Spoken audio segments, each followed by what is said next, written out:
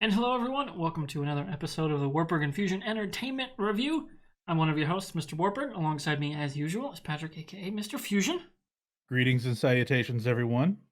It's episode number 9 this week, and we've got a ton of just crazy shit that went down this last week, let alone the 2 weeks between our Yeah. recordings. We got GameStop, we got WandaVision, we got Godzilla and HBO Max news. Tons of cool stuff happened. Some of it really weird, but cool. So let's just get started with Sure.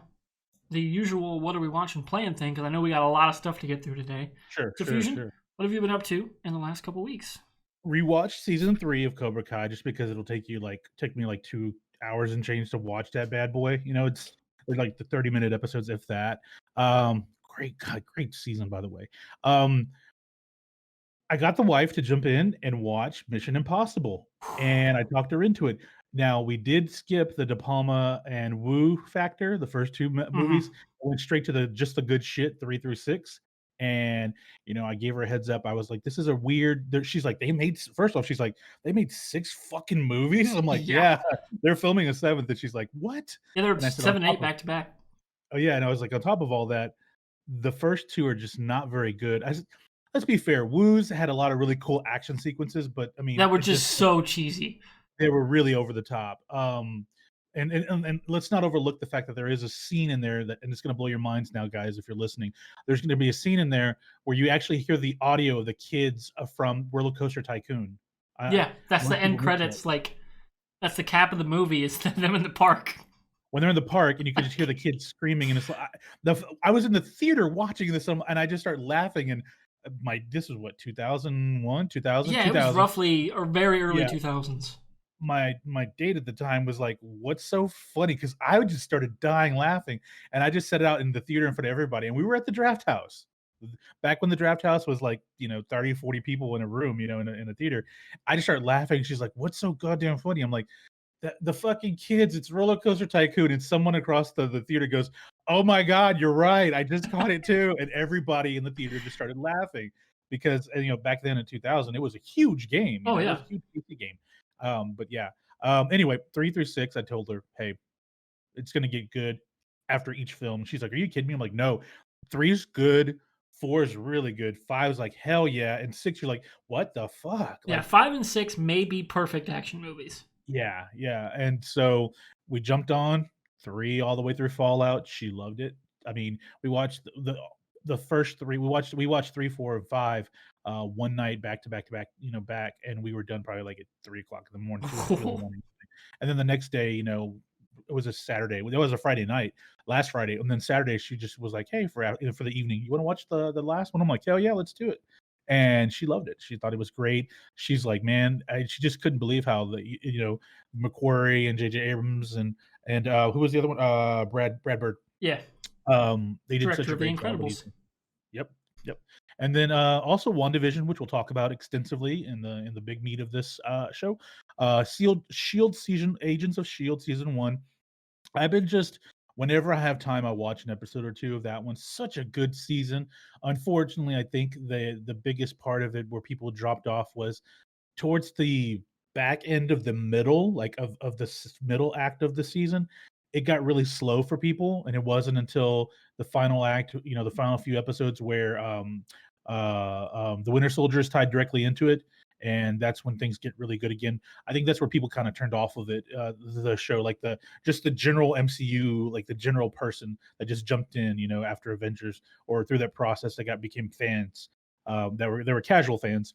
So I think that's the problem. And then I just every day I watch an episode or 2 of The Flash, man. I love that show. Season 1 is so fucking good. Like, it's Yeah. just everything about it is just so good. And if you pay attention, you can catch in the first episode where when the red yellow lightning strikes him, you can tell that it's the payoff at the end of the when the show hits its series finale.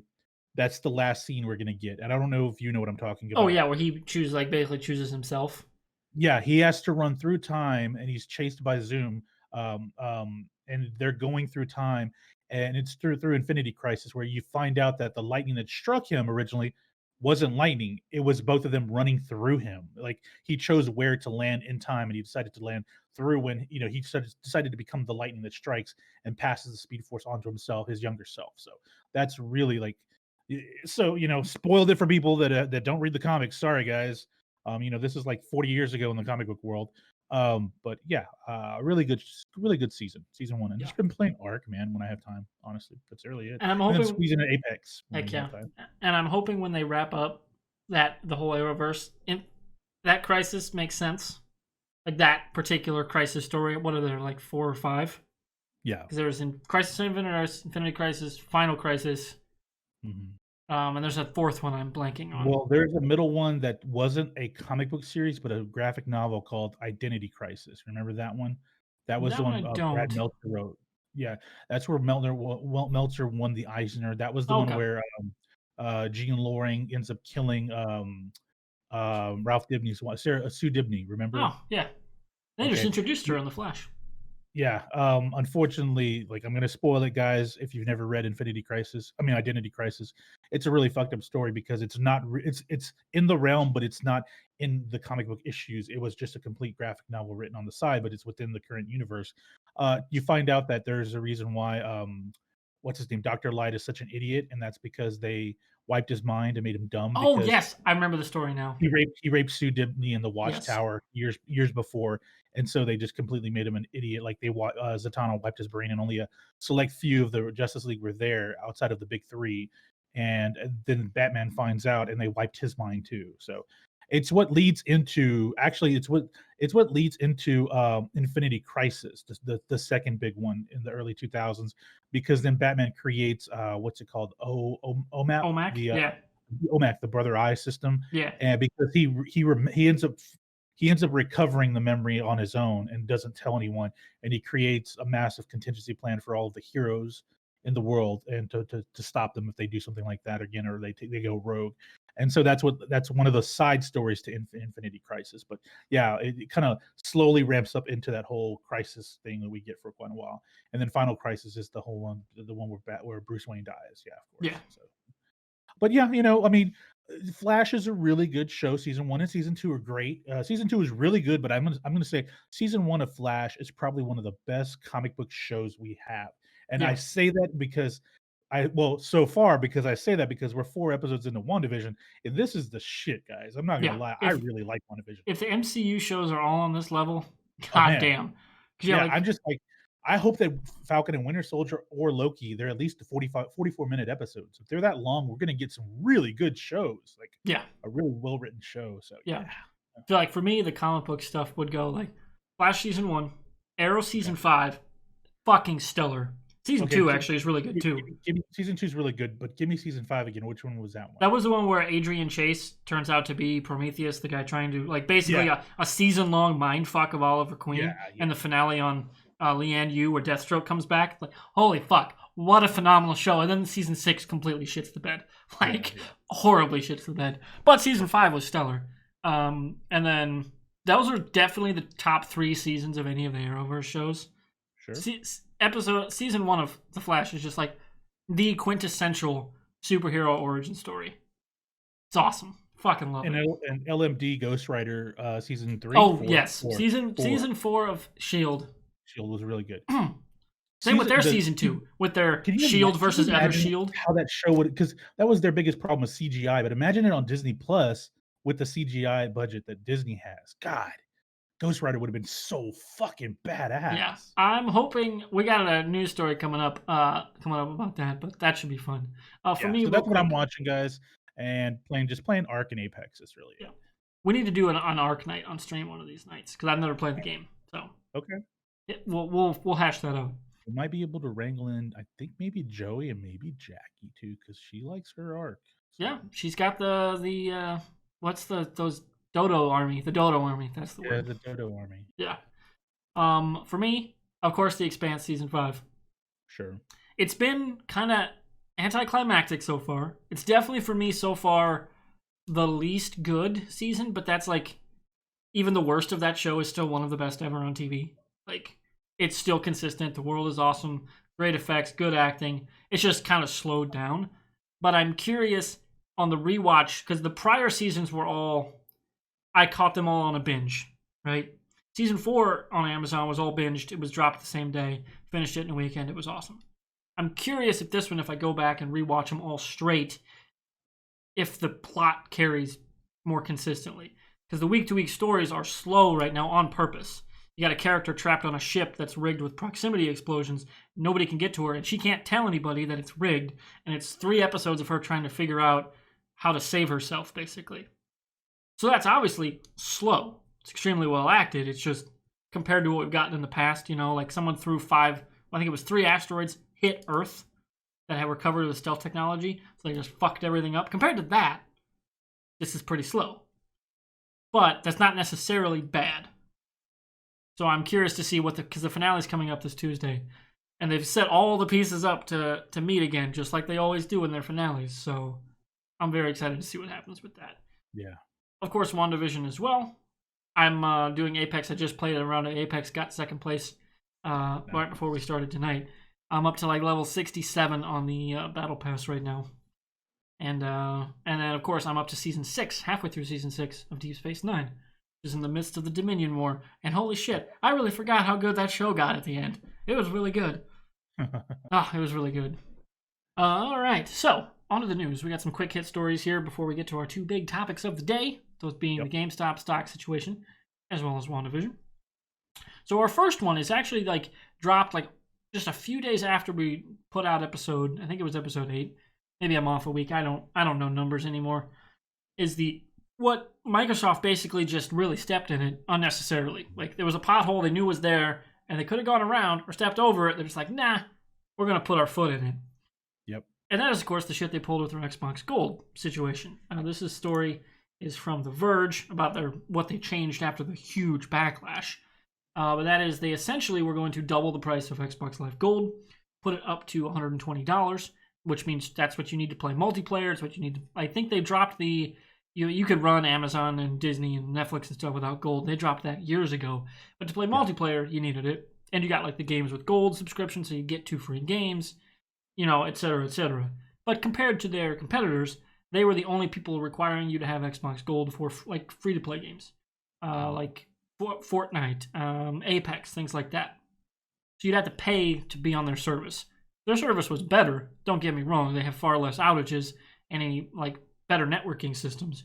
But they haven't really changed that system much since they upped the price 10 years ago. That was their last price hike of Xbox Live for Gold. Now they backtracked and said, we're not going to do that, and we're going to drop the Gold requirement for free-to-play games. If the model of the game is free-to-play, you will not need Xbox Live Gold to access their multiplayer servers, which is what all their other competitors are doing. They were the only holdout, and now that's gone.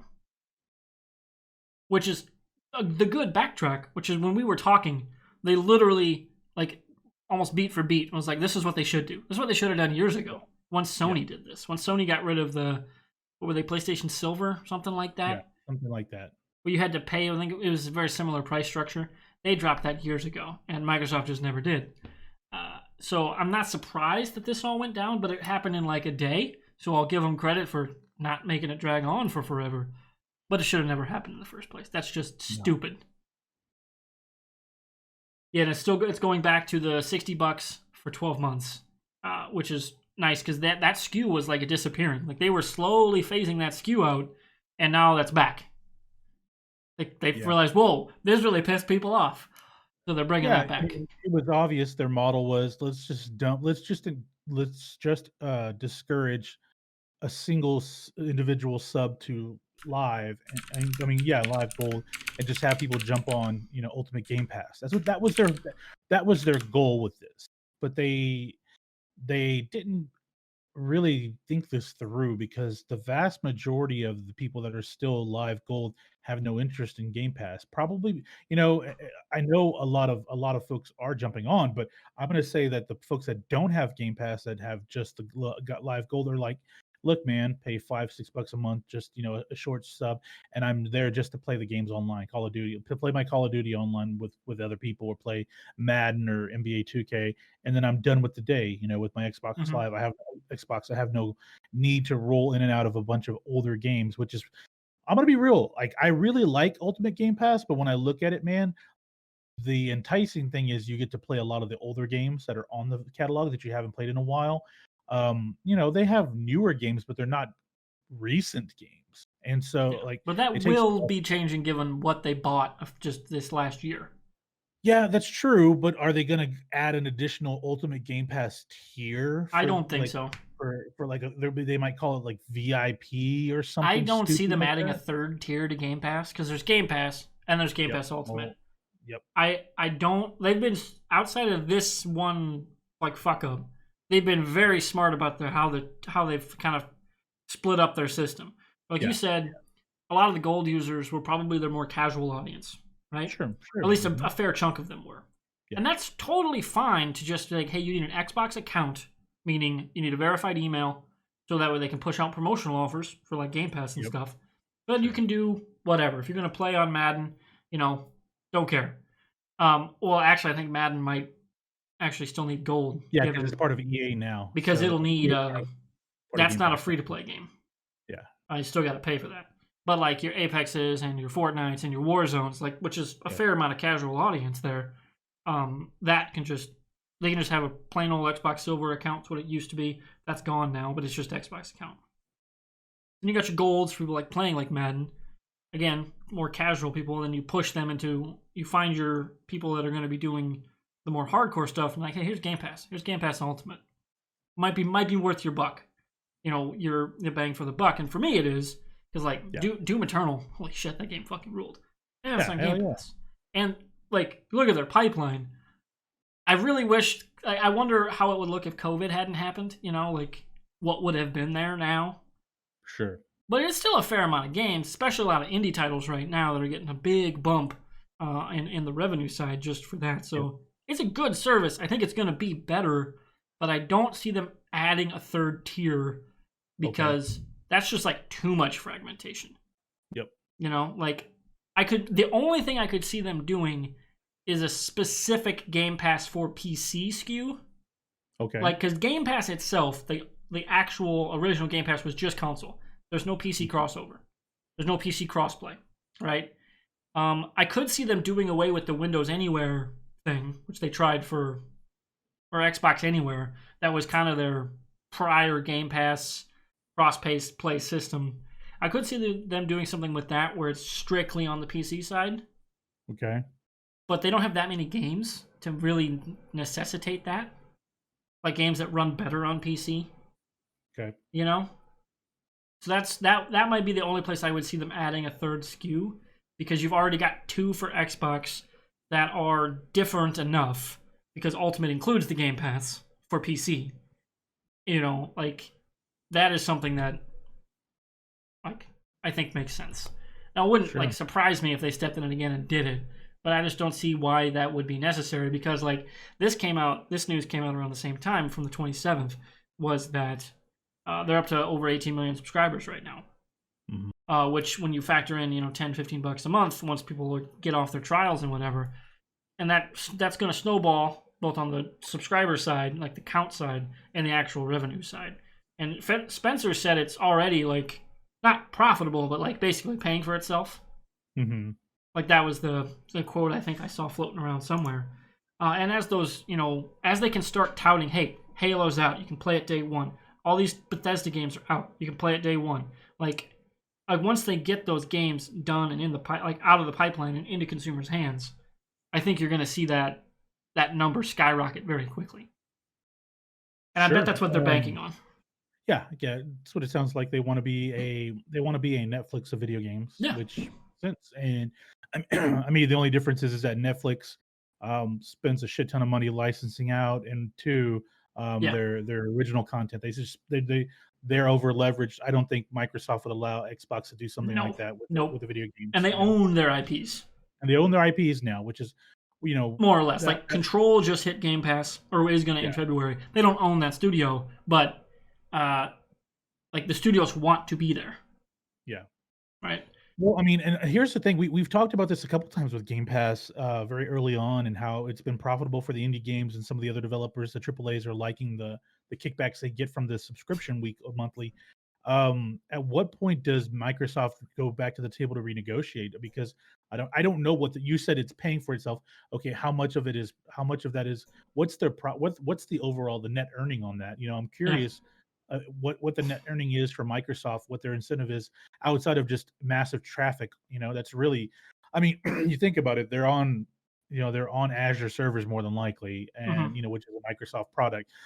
They run a lot of their platforms through Microsoft technology, so it's like basically everything is in house. So, Yeah, it's not like they I got to go mean, to Amazon or Google. yeah, their overhead is so internal, and yeah, I mean, I can see maybe the profit margin is a lot better than I think it is.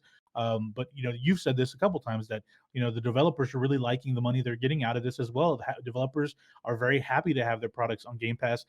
I'm curious on how that breakdown works with kickbacks to these developers. Is it based off of the number of downloads?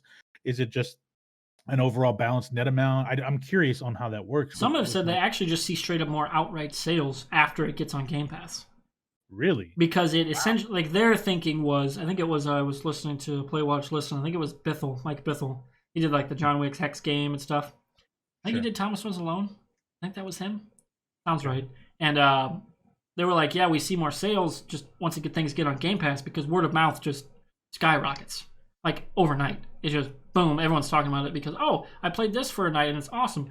Everybody listens to a podcast and they're like, oh, I'm going to try that out because I got Game Pass. And they do, and they spread the word, and people maybe don't have Game Pass. Maybe those casual gamers who are their friends who don't have it yet just go buy it because it's cheap. Yeah. I'm curious if there's a split, like if it's strictly indies that see that, if the AAAs do, because the AAAs wouldn't need it, you would think, because Yeah. advertising budgets, they're known quantity, like AAA Yeah. studios, things like Much that. higher price point, all that good Yeah. stuff. Yeah. So Huh. that's an interesting equation too, and I'm sure we'll see more uh, Yeah. breakdowns of that as like fiscal years come to an end for companies, Sure. especially ones that are more public facing and like actually Yeah. put out that information. So that'll be an interesting thing as we get into the spring and into the summer to Yeah. see what that comes out.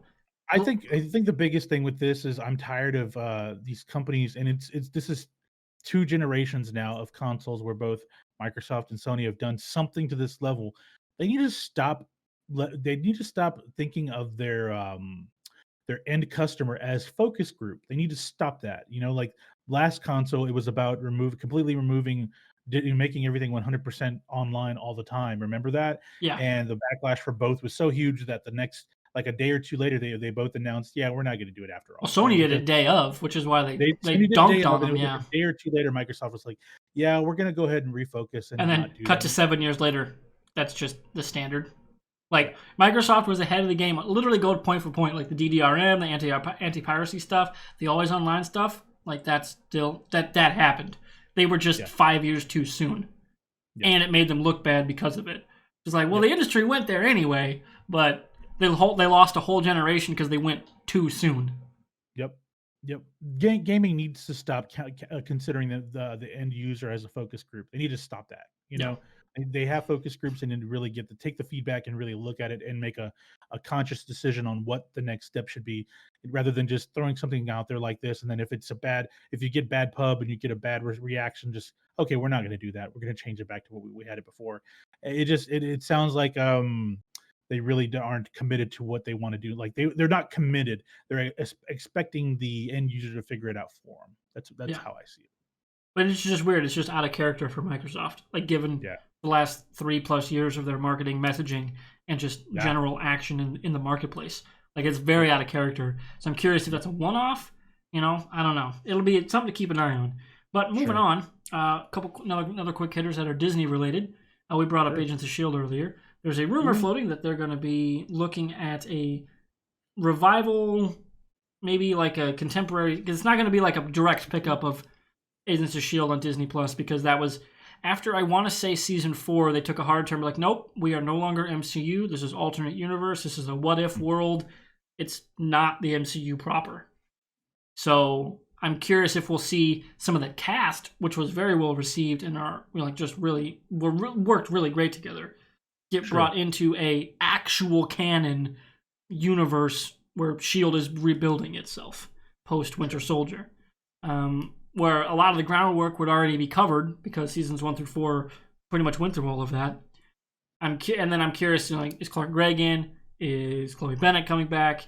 I mean, obviously Ming-Na Wen is going to be pretty busy because she's in Mandalorian and Book of Boba Fett, and I think she's doing voice work for their Bad Batch stuff because she's in that show too. Yeah, she's in there as So, well. like, is she going to be in? I don't know. Does she want to? That'll be interesting. Or I could see them. The only thing that makes me say it might not be a series is they have that What If world, that What If series that they're doing. I could see them all coming in to do a voice role for like a 1 or 2 episode story, like down the road. Okay. But I'd love to see a series. Here's the thing: is that I think Feige, if I remember correctly, after the show finale, basically said with the final episode adapting the multiverse into the last episode. They're going through the multiverse, and basically, Jeff Ward's character now exists in an alternate reality now, and they're going back to their timeline. I think Feige somewhere along the way, not long after it aired, stated something where it's a possibility now that they've rebalanced, they've restructured their universe to where it once again is aligned with the MCU. That somewhere along the way there was a fracture in what they were doing. I don't remember exactly. I remember it was kind of a offhanded comment that really no one really focused on. But I can see them doing a soft reboot of sorts, not if they did a show, but I just at some point they're going to need to come out with more material because it's obvious when we'll talk about it in a sec. WandaVision is more than likely a one-off miniseries. Mm-hmm. I don't think Falcon and Winter Soldier will be. I think it may be a couple of seasons, maybe 2. Loki maybe just one season because it just feels like WandaVision and Loki may end up being like just an extended movie is really what we're seeing. And like setting up the board. Yeah, setting up the board. I think, but Moon Knight, She-Hulk, Miss Marvel, they've confirmed those are going to be TV. They're going to be TV style, like serial TV shows. That they've established that they'll work on doing more seasons, multiple seasons with the show, depending on how the first season goes for each one. I would be interested in that because is Oscar Isaac really on board to do a couple of series? But I guess maybe he sees what happened with Pedro Pascal and The Mandalorian is like, I want to ride that ship, man. Like it's movie style production, and I get a much longer exposure because it's a full, several month season. I could see them doing something of this nature, like a soft reboot where they like maybe the What If, or maybe they're in the Falcon and Winter Soldier season 2 or something like that. Or we do get a Inhumans show at some point where Daisy's like trying to just because they never really established what happened to the Inhumans from that horrible TV show. Like, are they still on the moon? Are they a part of the MCU? I can't imagine they are. Oh, that was terrible. It was horrible. I mean, I think at that point ABC obviously had superhero fatigue on their network. They're just like, just give them somebody to do the graphics. I don't care. Yeah. Get an intern on it. It was just horrible. But that said, I can see the Inhumans making they would have made a comeback had Marvel not reacquired the rights to the X-Men. But yes, so guarantee you we would have had an Inhumans movie, like a proper Inhumans movie. If they hadn't bought Fox. Right before we were going live, I saw a tidbit that Jared Leto said they're doing reshoots for Morbius. Like, are they trying to do this? Are these going to be MCU type things to tie it into it? Like, what's the point? I could see that, especially if they. Who knows what breaks? Like, maybe we'll find out that they renegotiated a deal or something. Because Sinister Six is there. That's their end goal. If it's not completely Spider-Man, it's the Sinister Six. Yeah, because like that's a very specific, Marvel villain group with a lot of iconic characters, but they've only got Spider-Man for so many movies as it is right now. Yeah. So I'm curious to see if they work something out, because Sony, I don't know how they're doing with everything post-COVID. How's their production wing looking? Disney should be fine because they have that direct-to-consumer approach, through things like Disney Plus and everything, where they don't need to entirely be incumbent upon, whether they lease something out to a streaming service or get butts in the theater like a lot of other companies are right now, which one we'll get to in a little bit for our main topic. So that'll be very interesting. And speaking of Disney Plus, we were speculating like, what are they going to do with like the Mhm. Deadpool 2 stuff, like the And all the very other adult adult Fox focused stuff. content, and a lot of the Fox stuff that has yet to show up on your Hulu or Disney Plus services, both of which they Mhm. own. There's a lot of Fox stuff that's been nowhere. Like, where the fuck is the X-Files, man? Well, I'll tell you where. Disney Plus is launching the Star service, which is coming to their UK specific. Got to be a test thing, given the size of the market that is the UK one. On February 23rd, that's going to add their oriented content. Oriented content. That's the right way to say that word. Mhm. That will include Deadpool. It'll include things like Buffy the Vampire Slayer. It'll include things like the aforementioned X Files. It's gonna have like some documentaries like OJ Made in America, Sons of Anarchy. You know, a lot of stuff like that Shield, will be Shield, I coming. think this will be on there as Yeah, well. to Disney Plus, and like that's something that I almost am guaranteeing will show up on global Disney Plus. So Because you like think this is just a litmus right here? This is I a think so. I mean, test. if it wasn't a hey, we really believe in this, it'd be in a smaller market. It'd be Spain or it'd be something else. It wouldn't be like the UK, you know? Yeah. UK is a big market, but it's not the US market. So Yeah, so it's big enough to if test they roll, something to see how it's going to do yeah, and then bring it over if you're yeah. not for sure it's going to be a hit Well, right out of the remember, gate. Disney is when you say the word Disney, you immediately think of Mickey Mouse and children and Mhm. that kind of stuff, Disney World and Disneyland.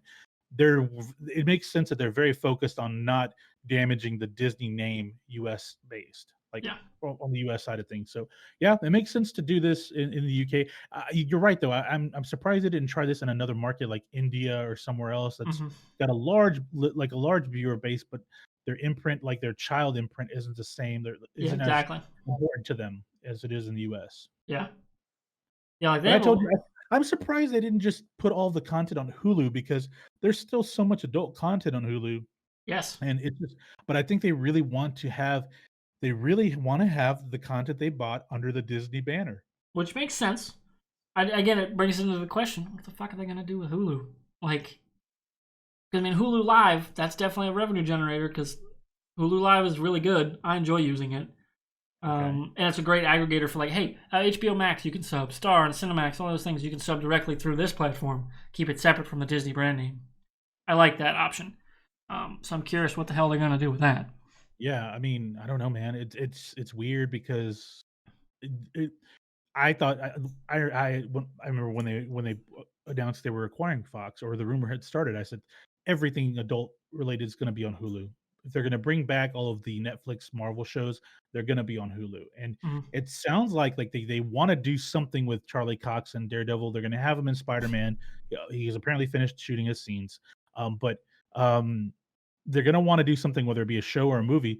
Where are they going to put it? They're going to really Yeah, put a rated R show on Disney on the Marvel banner under Disney Plus because you're asking a lot. You're testing a lot. You're kind of pushing into an area with Disney Plus in US side. So it would make sense just to put it on Hulu because I mean it's got tons of adult content on Hulu and you can get ad revenue off of a huge show like Daredevil on Hulu.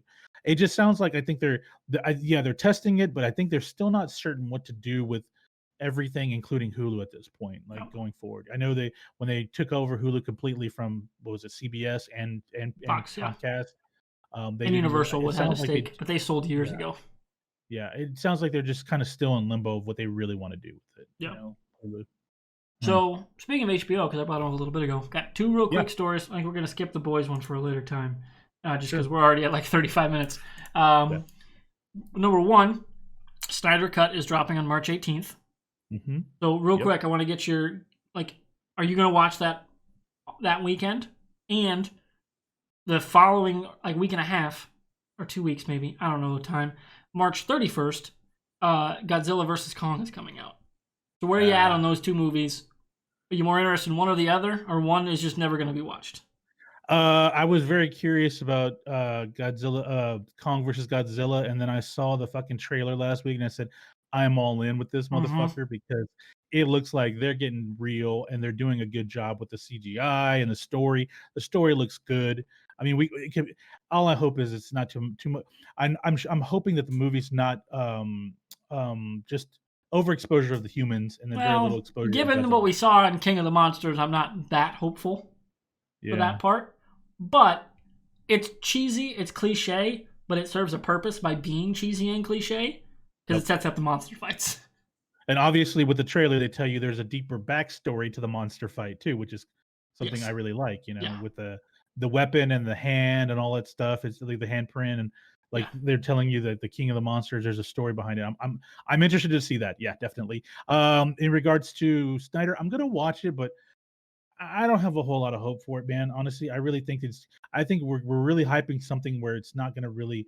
The additional cuts and the additional scenes aren't really going to affect how bad of a movie it was. I Yeah, think I everybody's going agree. to watch and go, okay, so it was going to be not awful, just But still, nah, just okay, more of Batman versus Superman, yeah, which is like exactly. not the worst movie ever made. Even the theatrical No, cut's not that bad. it's Like not it's that not. bad. It's not. It's not Catwoman, right? No, Like oh that's god, just utter literal garbage. It's yeah, not that bad, but it's not. It's not good. no, So I'm but curious what numbers that brings for HBO because they just had like a they doubled their subscriber account almost because of Wonder Woman. yep. So I'm curious if that's what they're really pushing for. I mean, obviously they are. I'm curious if it meets that goal. Because of course, I don't know how you're going to separate those numbers from when Godzilla drops. Like, Yeah. very different. I think people are gonna jump. I think Godzilla versus Kong is gonna be their big Oh yeah. I hope that brain drops in melting 4K. fucking Dropping action it on film. here. Oh man, that's gonna be good. 4K, hell yeah, dude! Like I'm ready for it. Just I hope the soundtrack kicks ass as much as the trailer did. But it's just you look at you look at the fight scenes that they show, and you're like, yeah, this is gonna be Yeah, the good. Godzilla's roar in the first two, the 2014 and King of the Monsters. Fuck, it's perfect. It's awesome. Yeah. Oh, it's just so great. I love it coming out of my home system. It's great. All right, so that's it for the news. We're moving on to our big topics of the day. First Yes, one let's go.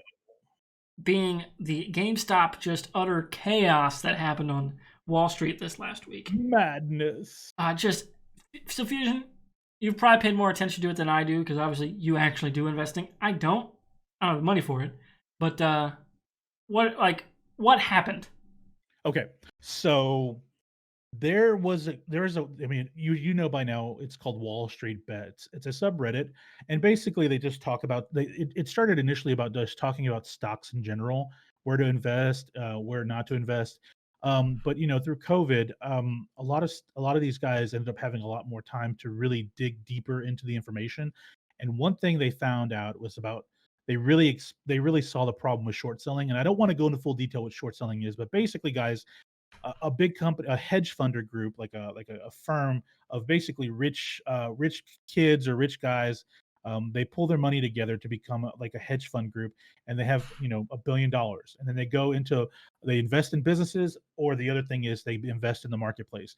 In the 70s, 80s, and early 90s, there was a problem called pump and dump, where a company, an investment firm, if they were real shady, they would go out there and oversell the value of a stock, like a crappy stock, to people and sell it like crazy. And then while they're doing that, they own a large chunk of it themselves. So when the stock is jumping up because of all the activity, then they dump it on their side. And when they dump a huge load of it to make a ton of money, then the stock plummets because of all the volume of stocks that are sold at one time. So that's called pump and dump. I know we want to giggle about the name. Sure. Okay. Let's Yeah, all do. I do. There's a lot of sexual innuendos with a lot of the terms in investing. You wouldn't even weird how a believe it. male-dominated field would do that. It's male dominated and big cocaine induced Yeah, environment weird. with these guys. Yeah, shockingly, it's called pump and dump. Anyway, so that was made. The SEC really struck down on them hard in the early 90s. You probably saw Wolf of Wall Street. They were one of the bigger names that really had the hammer thrown down on them. But at that time, a lot of companies were getting that. A lot of investment firms. Well, throughout the years, people always have to find a way to buck the system to make their money faster and easier. Investment firms like this, which are a younger generation, probably like Xers like me, and then Generation Yers. They basically pulled a lot of privileged people that grew up from old school white collar and blue collar wealth, that was built from the ground up. These kids have the money. They pull it together to form several millions of dollars. They invest in the stock market. They take a company that is struggling or is not doing too well, and they undersell, they basically undervalue the company by the way they manipulate the stock. And it's called short selling, because what happens is that they buy it at a certain level and then they make sure it gets a little bit lower, that way traffic can come in and improve it, and when it gets to a certain point they completely dump it like a pump and dump, which is illegal, but this short selling is not, and then they make a killing off of it. And basically they, it's been said that for years now, for several years now, that GameStop's been undervalued, at least like $100 of what it's going for, because as much debt as they have, and they still have billions in revenue. Even through last year, through COVID, they made billions in revenue.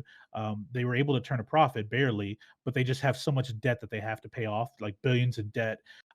So they basically create this issue of it's a crappy stock. Okay, so the stock drops. Throughout that process, they're buying tons of it, and then all of a sudden, when it ticks upward because of earnings look better than expected, when it jumps up to a certain point, they cut a huge profit, millions of dollars, by selling it off, and then it drops again, and then we start all over with that process.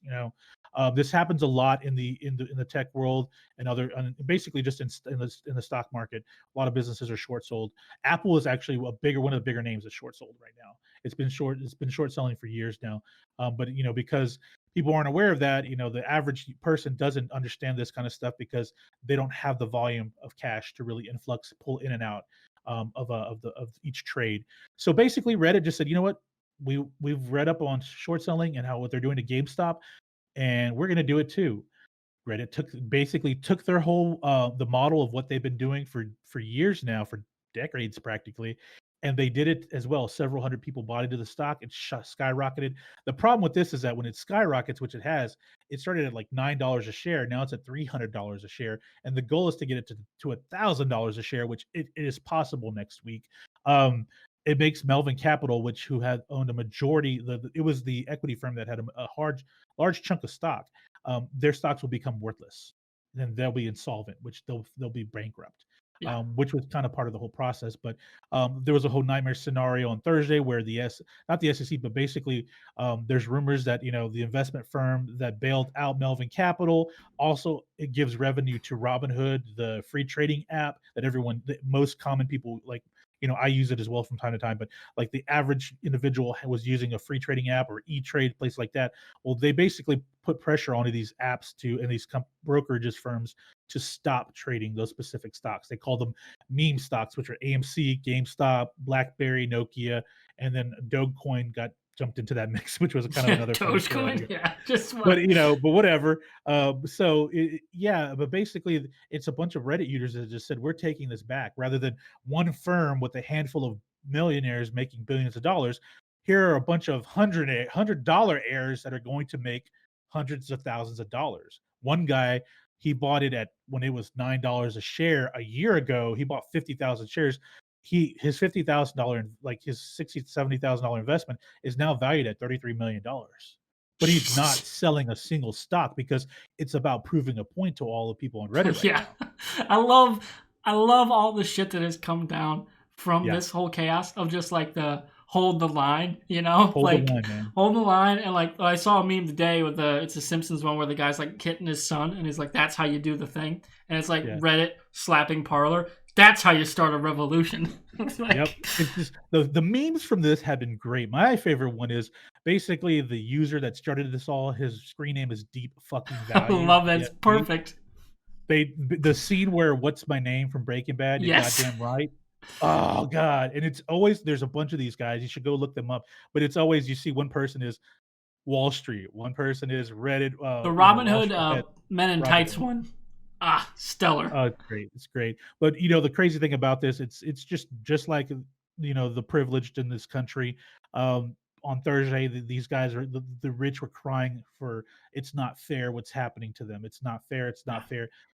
Realistically, guys, when you everyone that invests in the stock market, whenever there's a winner, there has to be a loser. That's just how this works, right? Hmm. Well, for decades now, short selling these hedge firms that had millions and now have billions, they're stealing. They're not, well, yeah, they're stealing. They're cheating the system in a way that where the average person that invests a few $100s here and there, hundreds of thousands of people are losing that money, right? But they're only a select few are making the money. Well, this is different now because you have like hundreds and maybe thousands now of like Redditors and internet people that are like fighting back, that are making tens of thousands rather than millions and rather than billions. They're making tens of thousands, hundreds of thousands of dollars, but they're also talking about giving a big chunk of it to charity, big chunk to, Yeah. Or using investing it it to back like, in people. hey, we're gonna Doing, like help, like we could do this to help a company, like with yeah, what happened with the next part of the story, which is the yeah. AMC part, where they're like, yeah, we could just raise their price, and AMC was like, fuck it, we'll be liquid and have our cash and just Yep. not die as an industry, which because So that was the they're crazy the one. That was the biggest. crazy one because that's going to be the next GameStop. Is going to be AMC. After if GameStop hits 1,000, then all these folks are going to pump it out and sell it and kill it. Then it'll Yeah. drop. But then, unfortunately, that's the bad thing about it is that GameStop's going to be their stock's going to be worthless. But it kills Melvin Capital and all those equity firms that Mhm. have invested, But maybe the hedge funds. board members and people who are like part of the GameStop group, whoever is doing their part of it, maybe they could pull what AMC did, which is like, hey, we'll sell our shares, get rid of that debt. Yep. You know, That needs to be that's what interesting. GameStop needs to, and I think maybe GameStop is being quiet about that. I don't.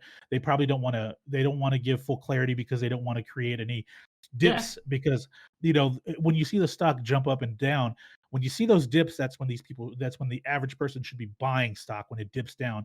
Why is it dipping down? It's because these hedge fund people are selling it to each other. So that's what it's a shitty tactic, man, where they basically take their shares, sell them off to another hedge fund group, and then that hedge fund group sells it back to them. So it looks like there's action of large volumes moving back and forth. So other people like me and you would panic and start selling when they see that stock dip.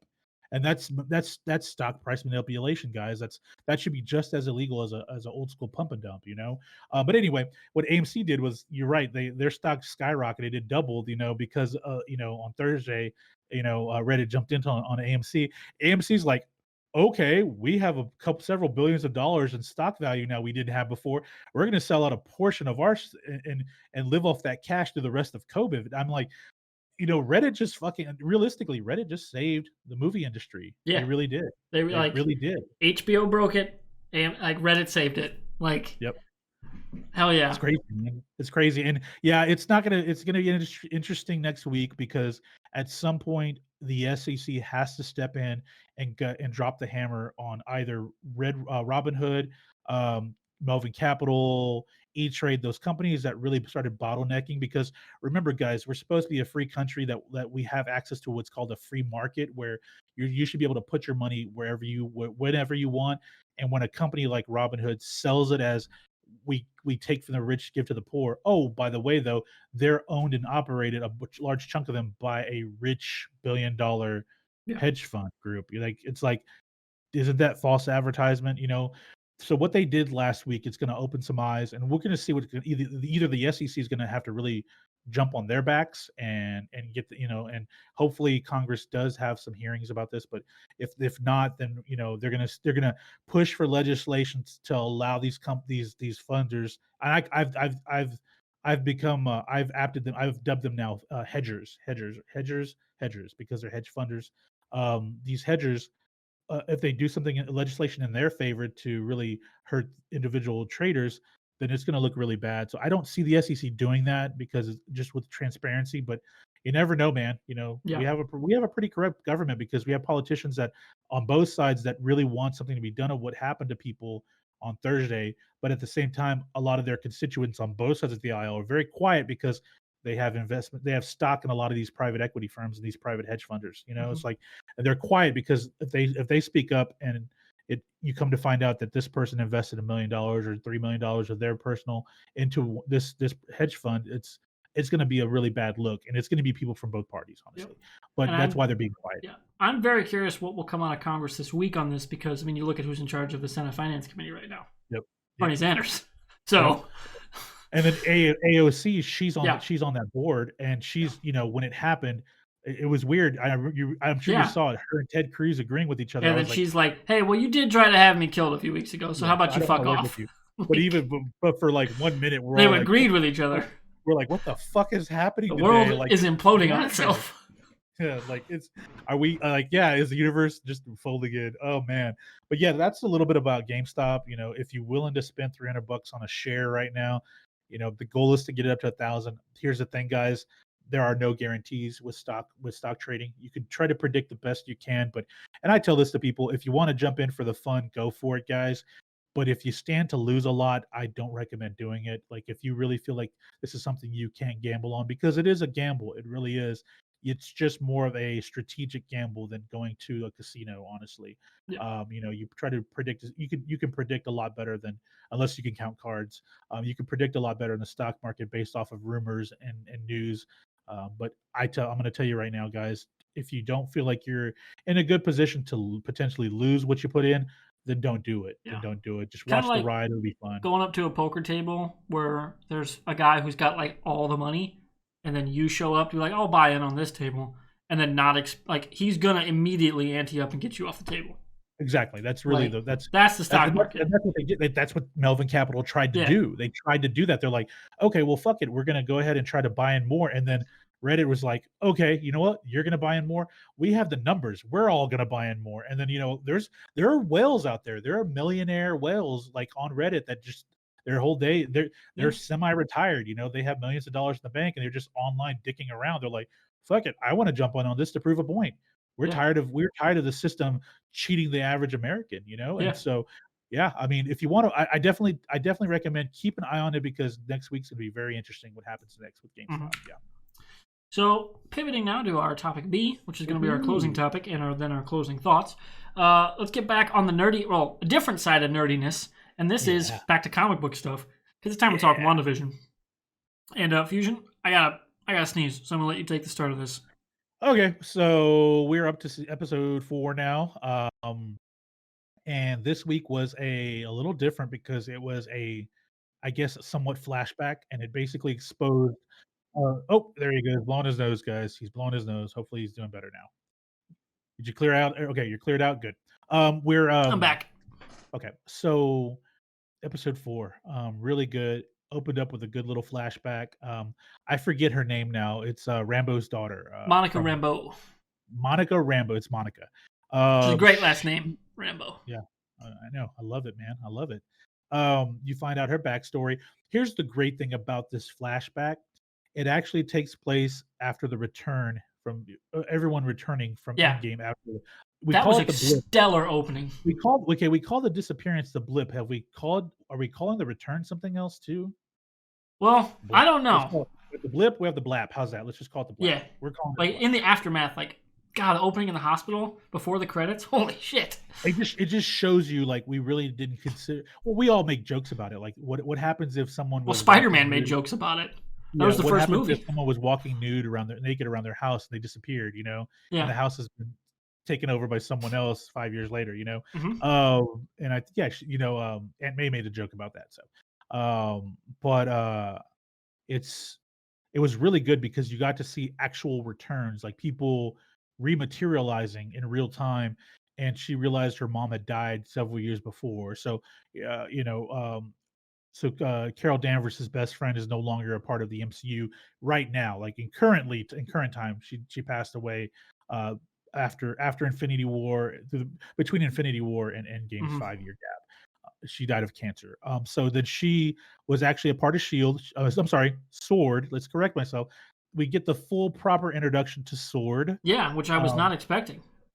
and rather than being alien based, we get established that they're about technology and the weird. They're kind of like the Shield's version of the X Files, I guess, is what Yeah, they they were really like didn't set ramping that up up to go good. to space to like be Yeah, out there, and then yeah, the blip happened, so they scaled back. yeah. Yeah, And then Monica ends up having to go and meet Mr. Chu, Detective Agent Chu over in isn't Westview. it Woo? Is it Woo? Jimmy Woo. Yeah, Jimmy Woo. Jimmy Woo. yeah, I'm he's sorry. Woo. Jimmy Woo. Jimmy Woo. Random What's part. the magic trick with the business card? Uh, Stellar callback to Ant-Man 3. We get Darcy back from the Thor movies. She's in this as well, and I mentioned this. I really enjoyed the character development for Darcy because she seems to be a lot more grounded, Hmm. a lot more confident in her intellect and her experience in astrophysics, and so she really try to help figure out what's going on. You find out that there is a broadcast being pushed out from that bubble, and there's really there's still a lot of questions to be answered, right? Hmm. I would say we had some questions answered, but we ended up walking away from this episode with more questions. I think is probably the Yeah, best it's way to a say it. answer a question with a question kind of Close to episode. that, yeah. Yeah. Well, there were a couple of Well, we got questions some that were given answers that led answers. to questions. Yeah, yeah, exactly. Uh, obviously, there's a lot to we're opening up the question: is Vision really alive or dead? That has to come up. Hmm. Who is controlling this bubble? Is it really Wanda? Is it Wanda, or is it someone else that's controlling Wanda? As well as, um, how long is this after Endgame? Yeah. That's another question. Well, And we where do know though. do we really know? Yeah, Wait, they said 3 weeks. When has it she's been 3 walking weeks? with the acting director, she's like, Oh, "It's been that's it's been right, that's three right, weeks. You're the first person to report back to that's S.W.O.R.D after right. the blip." So we know That this is is roughly taking place, you know, 3 days and a couple, like 3 weeks and a couple days post Endgame. yeah. So basically, it's actually is this happening before Spider-Man? How Yeah, long? because How long I after because Endgame was remember, Spider-Man? Spider-Man, they had that trip didn't take place right when they went back to school. Yeah, it was the next year, so it would have had to been months Yeah, after. So yeah, like this is happening before Far From Home too, like in the yep, timeline, I think. yep. Which I like that they use the shows to like they can play with time that way, like tell things out of order. Okay, I'm curious, I gotta ask you. So, is it Wanda controlling everything? I think it's Wanda controlling like the surface level, like what's being like the basic tenets of the universe, but her power is being amplified either by Agnes or Mephisto or both. Okay, That's gonna happen because I okay. guarantee you she's Agnes Harkness. Has to be Agatha Harkness? Agatha. Sorry, I Agatha got the Harkness. Harkness and the AG. Yeah, Yeah. uh, I guarantee that's who she is.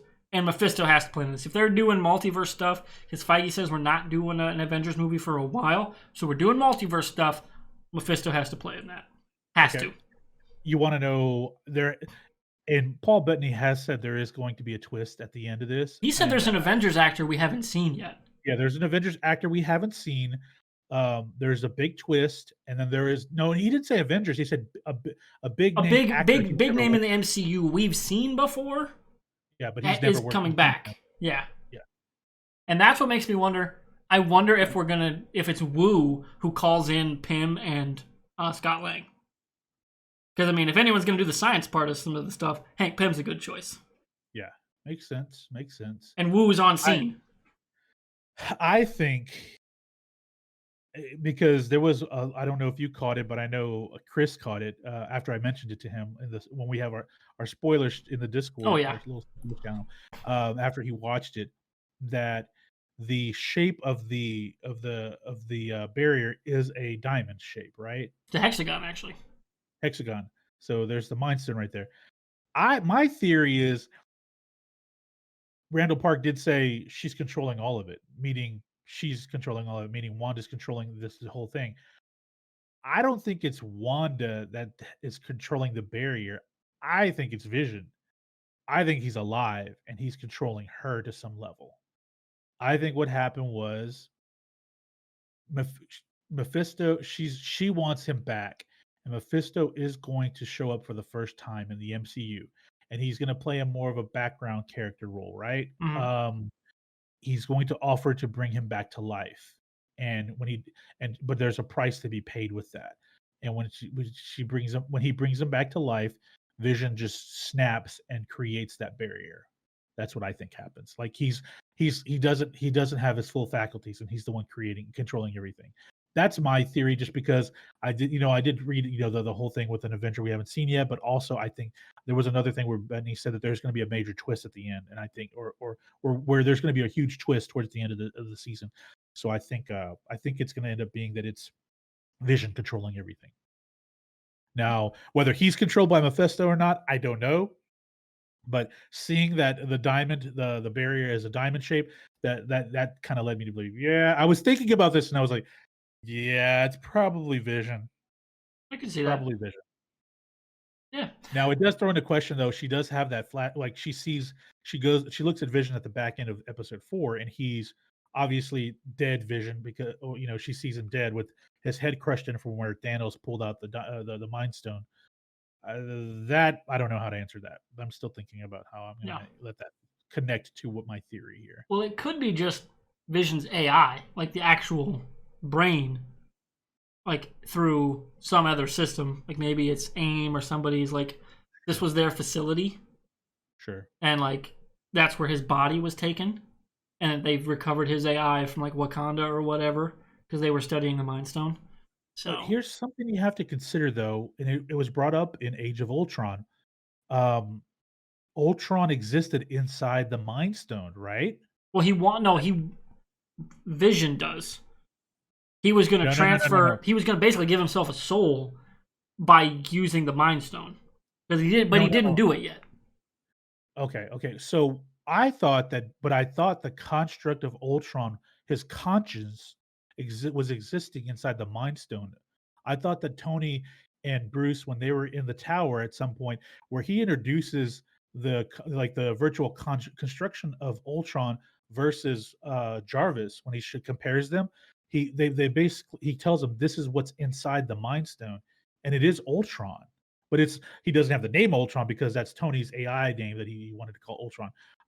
But he does say that look what this was existing inside the Mind Stone. So maybe when he didn't die, maybe his conscious went into the Mind Stone, and when it was destroyed by Thanos, basically the energy was dispersed out in the universe. I mean, maybe his conscious went somewhere else. I don't know, but that we're getting a little too I'm getting a little too sci-fi there. And if it sounds like we're getting towards the Agatha Harkness and Mephisto. If we're going with the demon route, then why go too sci-fi then? Yeah, Why go I think too it's tech? going to be Agatha knows what's going on the whole time, Okay, and like that's going to be the turn. Is like that she knew, and like she's the one who came to Wanda. Is like we can save him, and the we being her and Mephisto. okay, That's the husband we don't see, Ralph, yeah, right? Ralph, And then of course I think they're going to go down the road of Vision or your kids. You can't have both, yeah, you know, because obviously they would have been made up from nothing, the kids, right? yep.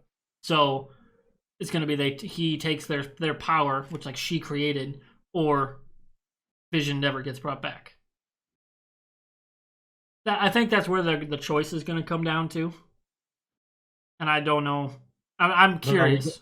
are we gonna get Vision alive again in the MCU? I Is hope that what? so, because Paul Bettany's awesome.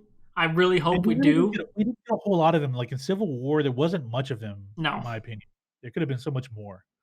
yeah, like and then And he was what we he got was with great, Ultron. God, he was yeah, so he was great. awesome, and like the little bits we got with him, of course, in Infinity War too. Like, he's just a cool character. I like this guy. He's awesome, Yeah. and honestly, it makes me really pine for he's he's a knockoff Martian Manhunter. DC, get off your fucking ass.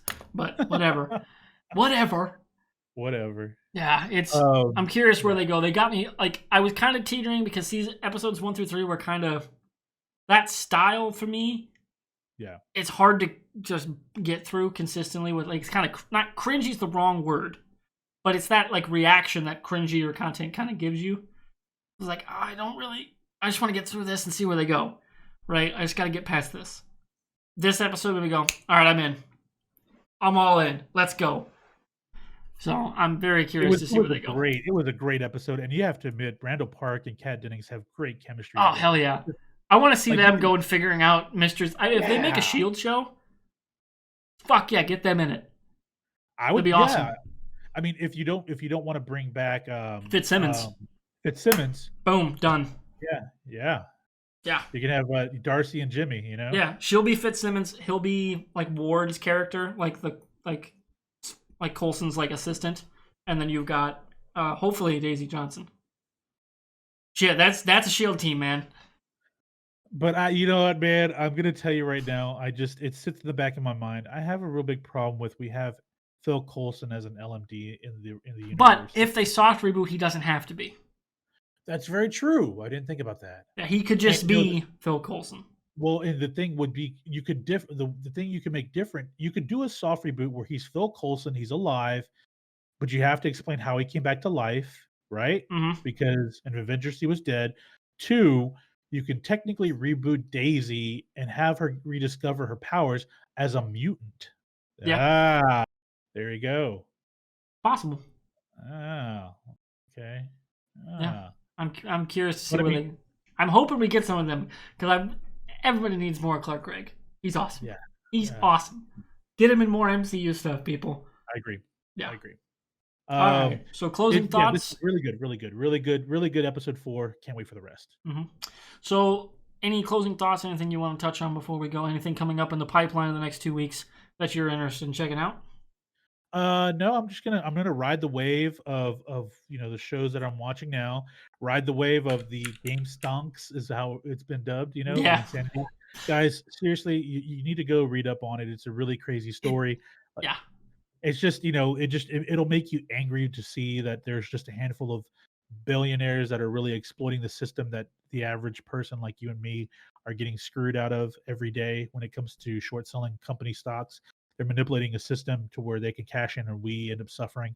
So this is just a great way for the average person to fight back. It's just a good story. It's going to be taught in business school. Oh, What happened definitely. There will be this there will be movies made about this. There will be movies made about it, documentary. I'm sure there's a documentary team already jumping on board Oh here. yeah. We're a few days late, but let's start now. There's a lot of content, but yeah, this is going to be a story in business school that's taught, especially when it comes to ethics and business. And then also we're going to get, I'm sure, some sweeping regulation. No Hmm. matter what happens in the next couple of days, what's going to happen at the end of this week or the next few weeks, whatever. When the end game finally, and yes, pun intended, when the end game finally hits for this whole GameStop saga, there will be some sweeping legislation, and it may help equity firms and hedge funders. I don't know, or it may help people like you and me how we trade going forward, and it'll make the system fair for us, which means big companies will go ahead and take their ball and go home, which is what'll happen, and then the stocks won't be as volatile, and so Should be when you nice. invest, be a more of a slower build approach like it should have been a long time ago. Yeah. Yeah, That'd be nice. that's really it, man. I'm finding this whole GameStop AMC thing entertaining as fuck. So I'm gonna stay on it, man. I've been on it. I've been lucky enough to where I was a part of that thread that subreddit for a long time, and I invested into some AMC stock a long time ago when it was $9 a share. I won't disclose how much I bought. I won't disclose like what all that, but I will tell you at the end of this, I stand to make some money off of it. Great. Plan to give away some, donate some of that money to charity if that happens. But it's gonna be interesting to see what happens next. It Heck really yeah. is. Well, my only closing thought is I just found out that Person of Interest is on HBO Max. If you've ever seen Person of Interest, Good show. it's awesome. Like it is, it's like it's still kind of like just in the near future kind of storytelling, but like it's like told in the contemporary space of like 2010 to 2015, because like it's like all about AI and like privacy and like all this stuff, and told in an extremely engaging narrative structure that is Yep. awesome. Plus, it has some dope mafia shit. Oh, Yep. holy shit, it's awesome. And What a can we great get show. Jim Caviezel in the MCU? Come on. Say what? Can we get Jim Caviezel in the God, MCU? he basically is Batman in that show. Like Right? it's basically Batman, Jim Caviezel without a suit, and Lucius Fox as I know Michael Emerson. He plays Harold. Those two are basically Batman and Lucius Fox just fucking up all the bad guys' day, and it's awesome. But Caviezel needs to be an MCU villain. There has to be one for. We need to think about that in next show. We need to bring up Yes, our ideas for Jim Caviezel I in the have some MCU. thoughts. Okay, cool. I have some thoughts. Depends on All how right. crazy and zany he could get. That's true. But I have some thoughts. Okay. Well, speaking of, everyone, let us. Of course, you can follow me at MrWartburg on Twitter. You can follow Fusion at It's Mr. Fusion. Be sure to check out the podcast on all your podcast services of choice. We're on YouTube, Spotify, Apple, I think Google Podcast, and a few other major ones as well. So go ahead and subscribe there. Leave a review if you can. Let us know what you think of the podcast. And we'll see you in 2 weeks for our first double-digit episode, number 10. See ya. All right. Have a good one, guys.